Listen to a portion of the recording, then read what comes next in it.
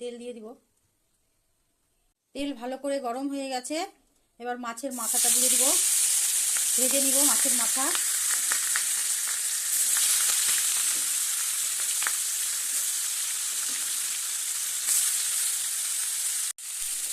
মাছের মাথাটা ভালো করে ভাজা হয়ে গেছে, একদম লাল লাল করে ভেজে নিয়েছি ভালো করে। এবার উঠিয়ে নিচ্ছি। ওই কড়ার মধ্যেই আরেকটু তেল দিয়ে দিলাম। তেল ভালো করে গরম হয়ে গেছে, একটা দিয়ে দিলাম শুকনো লঙ্কা আর গোটা জিরে, আর দিব এটা হলো শুকনো লঙ্কা বাটা আর জিরা বাটা। শুকনো লঙ্কা আর জিরা বাটা আছে। আর এর উপরে দিয়ে দিব হলুদ। আমরা আদা খুব কম খাই বন্ধুরা, পাইলসের প্রবলেম আছে বলে আদা খাই না আমরা বেশি।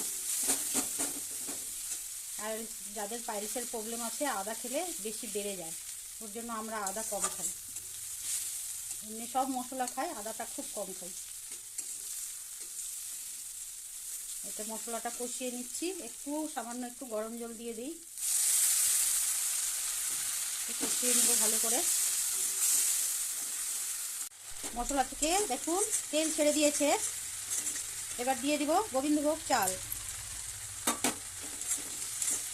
চালটা দিয়ে একটু ভালো করে আরেকটু কষিয়ে নিব। লবণ দিয়ে দিচ্ছি স্বাদ মতন।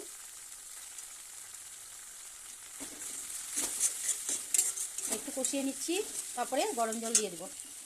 বন্ধুরা আমি যে রান্না করি সব মশলা আমি পাটায় বেটে করি, মিক্সারে করি না, আমি পাটায় বেটেই করি। এবার দিয়ে দিব মাছের মাথাটা। মাছের মাথাটা দিয়ে মশলার সঙ্গে ভালো করে মিক্স করে নেব। মশলার সঙ্গে মাথাটা ভালো করে কষিয়ে নিলাম। মাছের মাথা ভালো করে কষানো হয়ে গেল। এবার দিয়ে দেব গরম জল।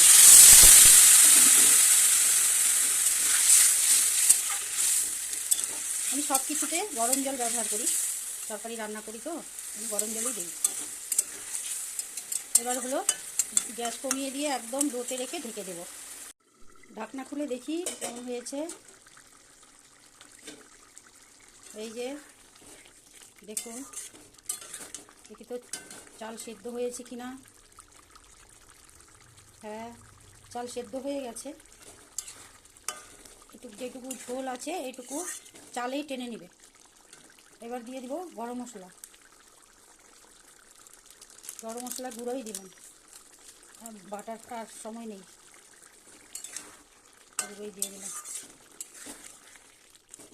ঠিক আছে, বাটিতে নামিয়ে আপনাদের দেখাচ্ছি। এবার নামিয়ে দিব। এটুকু যে মাখা মাখা আছে এটা হলো চাল, যে আছে চালেই টেনে নেবে, শুকিয়ে যাবে একদম। হয়ে গেল আমাদের মাছের মাথা দিয়ে গোবিন্দভোগ চালের মুড়ি ঘন্ট।